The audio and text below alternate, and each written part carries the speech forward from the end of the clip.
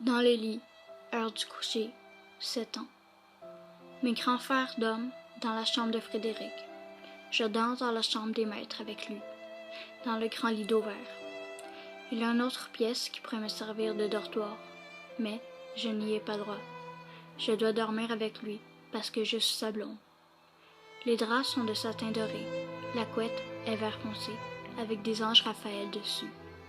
3 cadres représentant également ces anges sont accrochés au mur de la tête du lit. Tous les accessoires de la chambre sont assortis, des abat-jours aux rideaux, les anges sont partout. Je suis entrée dans la chambre à 20 heures, mais bien que 3 heures sont passées, je ne dors toujours pas. La peur me tient, je patiente anxieusement. Il arrive, enfin. Je me ferme les yeux, faisant mine de dormir. Je suis sur le côté droit du lit, et je regarde dans la même direction.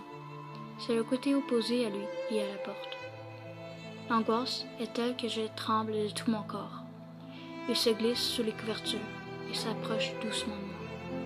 Il se couche en position de la cuillère contre moi. Je me tasse très lentement, tentant de passer inaperçu. Il le remarque et me questionne. « Pourquoi te décolles-tu si tu as froid? »« Je n'ai pas froid, j'ai peur. »« N'aie pas peur, je suis là. » Puis, il se lève et tamise la lumière. Il revient vers le lit, mais ne se couche pas. Il est debout, en me fixant, m'incitant à me retourner. Je ne veux pas, je ne veux pas. Il se fâche et se dirige vers l'autre côté du lit. Je me précipite vers la gauche, fuyant ses mains. Je me débat, je le frappe à coups de pied. Sa colère augmente, son visage devient dur. Il cesse de bouger, déboucle sa ceinture, la retire et tout en me fixant droit dans les yeux, il fait claquer le cuir. Ma peur me paralyse. Je sais interpréter sa menace muette. Si je n'obéis pas, ils le paieront cher. D'un bond, il m'attrape les pieds et me tire vers lui. Je ne fais plus rien, il a encore gagné.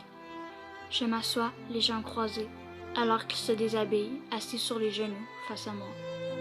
Il me retire mon chandail, j'ouvre la bouche. Il me pénètre comme à son habitude. Il pousse des jouissements, se retire, éjacule dans un mouchoir et me laisse comme un vulgaire déchet sur le lit, en éteignant la lumière. Je pleure, j'ai mal au cœur. Je m'endors sur le tour du lit d'eau pour être le plus loin de lui quand il reviendra se coucher aux petites heures du matin. Les heures défilent, 6 heures du matin sonnent. Il revient dans la chambre et s'endort comme une bûche. Sa présence m'épeure et me réveille. Je m'extirpe du lit, doucement, pour ne pas qu'il m'attrape à nouveau, comme ça l'arrive si souvent. Puis, je fuis dans le salon. Je suis libre jusqu'à son réveil, vers 14 heures. Évidemment, je ne suis pas sauvée, car mes frères se lèveront bientôt et profiteront de son absence pour me torturer.